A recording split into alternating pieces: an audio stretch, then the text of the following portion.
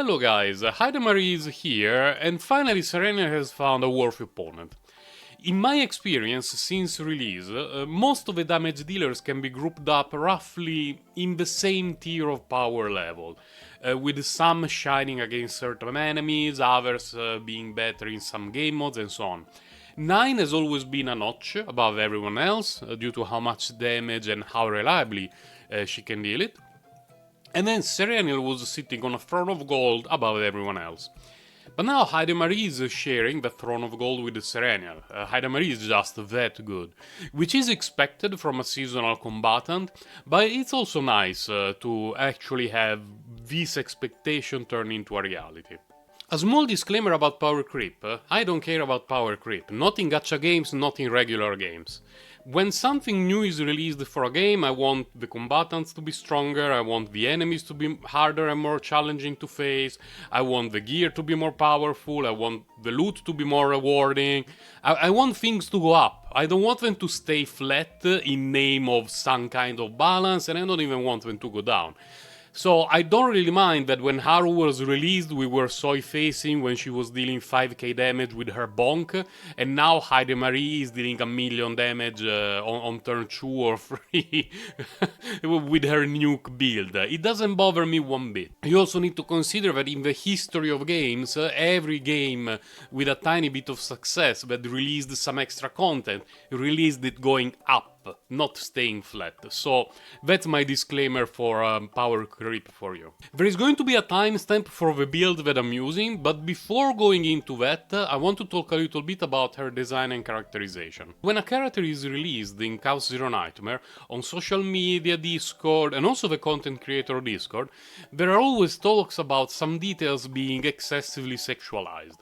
And for me, Heidemarie is so far the best combatant, purely in terms of look, because although she's a beautiful and attractive combatant, she's not overly sexualized.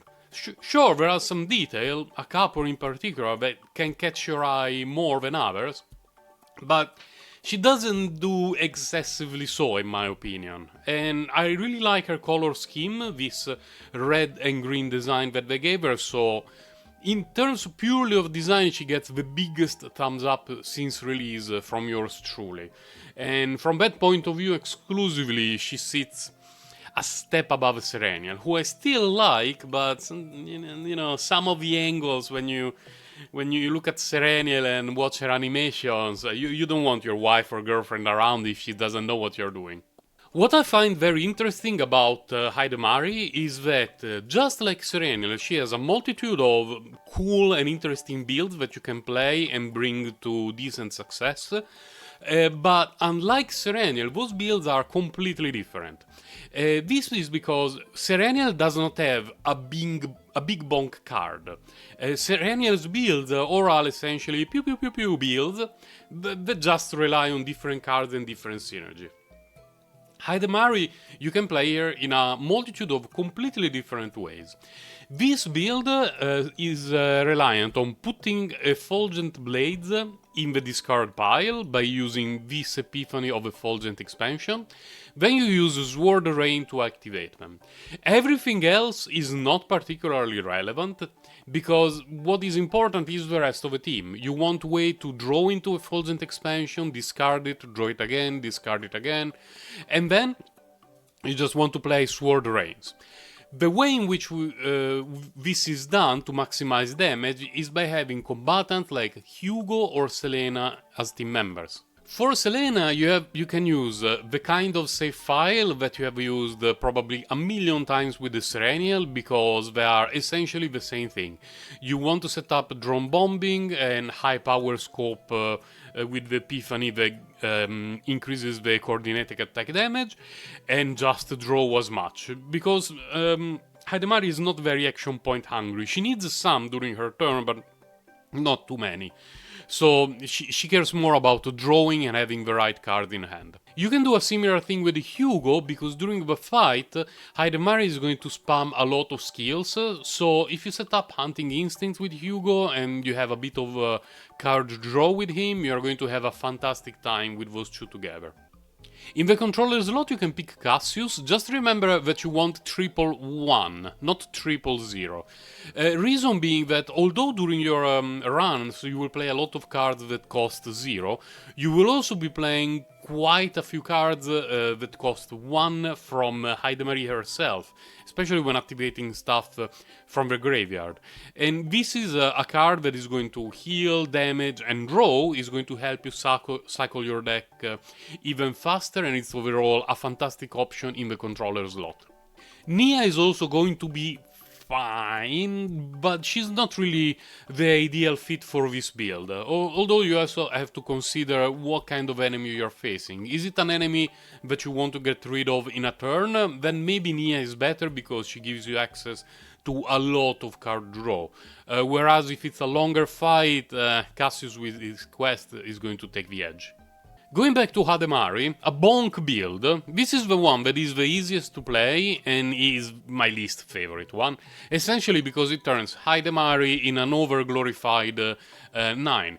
It works exactly in the same way as previously, which is relying on Effulgent Expansion to put stuff in the discard pile. You want to do it as many times as possible and then use Effulgent Release, having it Giga buffed, and throw out a massive big Gig nuke on the enemy.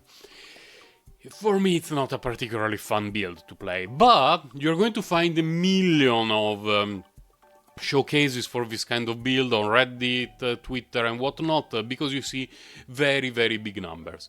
It would probably be better to have a third Effulgent expansion in this kind of build, but I got this Epiphany with gain 1 action point on Hero to All, which helps the overall flow of the deck and its reliability, because twice in a run it allows you to essentially tutor any card that you want and gain 1 action point.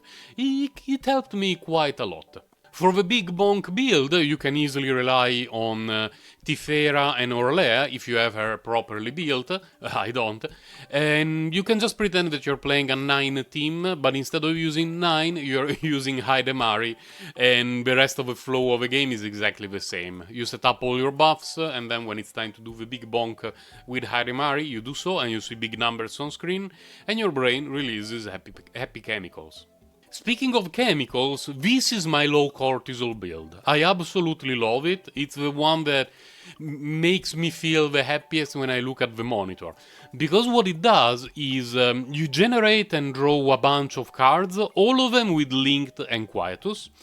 Then, using this ability, this Epiphany of Hero to All, you draw 2 attack cards of this unit and you apply Link to all attack cards in hand for this turn.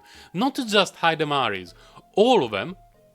And then with a full hand you play 1 single card and you dump everything. Why this works? Because as a team member you want Diana. You want Diana with a build that generates and draws some cards with Quietus. Suddenly they all get linked and you discard all your hand, dealing a ton of damage to everything that is on screen.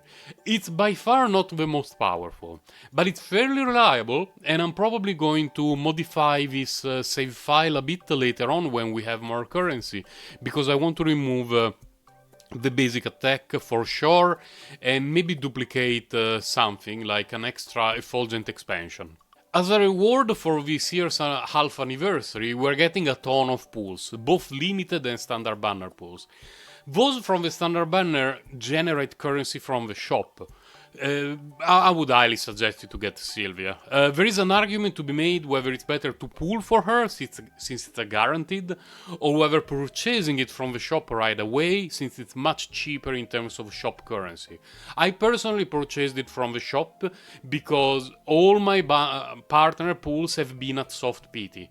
So, it's just better value for me to just get it from the shop and save the pulls for a combatant, since my Heidemarie pulls were very lucky.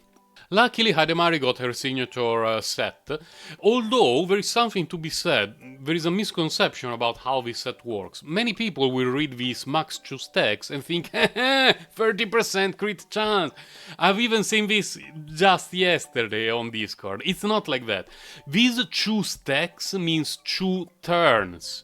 So if you need the first turn to set up things, discarding stuff, set up your upgrades, you're going to have 2 stacks available, meaning that the second turn you still have a 15% critical chance. But the critical chance bonus is 15%, it's not going above that. It's still a very good set because critical chance is the stat we require the most, but still you need to keep in mind that you shouldn't make your build sit at like 30% crit rate because, oh, I'm going to get 30 from this, it's going to be enough. No, you're going to get 15% crit rate, so you still want to be at like 55, 60 base, and an extra 15% crit chance is going to help you a lot. And I'm using Executioner tool because I have a few decent pieces for that set, and critical damage is always goated. Overall, her stats are awful. I'm not been very lucky with memory fragments at all, but you know, we've only had her around for less than a week, and 56, 176 is fairly decent. I will not be talking about her performance in a vacuum, because as you can see, this is what I do for seasonal combatants.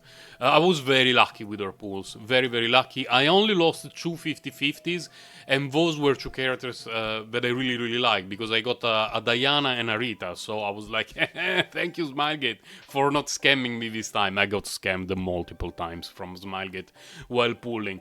So I don't want to tell you, well, obviously Heidemarie one-shots the universe, well mine is Manifestigo 6, so of course, but even at Manifestigo 0, she's great. If you have the resources, try to go to Manifestigo 2. This one is really really really good. It's a game changer, just like Manifestigo 2 Sereniel was. If you've been saving for a while, you have the pools to push to Manifestigo 2, you have the shop currency to purchase a couple of Manifestigos, I would highly suggest to do so. So far, during these first 6 months, all the non-limited, non-seasonal combatants were absolutely fine at Manifestigo 0, very often even with just a 4-star partner. So my suggestion is, don't worry too much about the combatants that are going to be released after Heidemarie. We don't know anything about them. Maybe I will be completely wrong.